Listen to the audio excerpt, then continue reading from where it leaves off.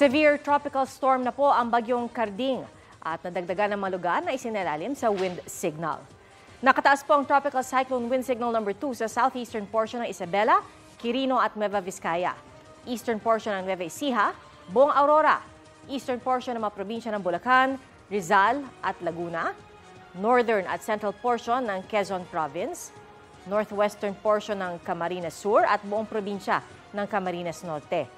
Signal number 1 naman sa southern portion ng Cagayan, mga nalalabing bahagi ng Isabela, Quirino at Nueva Vizcaya.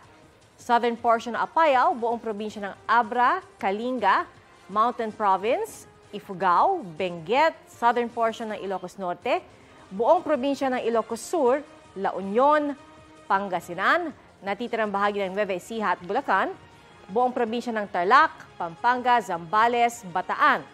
Signal number 1 din dito po sa Metro Manila, sa nalalabing bahagi ng Laguna, Rizal at Quezon. Buong Cavite, Batangas, nalalabing bahagi ng Camarines Sur, Albay, Catanduanes, Marinduque, northwestern portion ng Mindoro Provinces.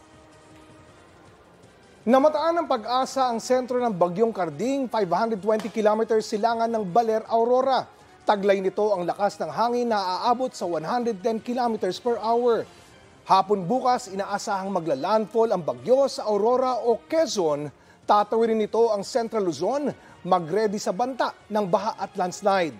Pinapayuhan pa ang may maliliit na sasakyang pandagat na umiwas munang pumalaot dahil sa matataas na alon sa silangang baybayin ng Cagayan Isabela, Aurora at Pulilio Islands. Bukod sa bagyong Karding, nagdadala na rin ng ulan sa ilang bahagi ng bansa ang hanging habagat at mga local thunderstorm. Ngayong magdamag, asahan ang pag-uulan sa ilang bahagi ng Cagayan Valley, Region, Quezon at Bicol base sa rainfall forecast ng Metro Weather. Uulanin din ang ilang panig ng Mimaropa Region, Visayas at Mindanao. Umaga bukas, maging I am ready na sa ulan ang iba pang bahagi ng Cordillera at Central Luzon. Pagsapit ng hapon, uulanin na ang natitirang bahagi ng bansa.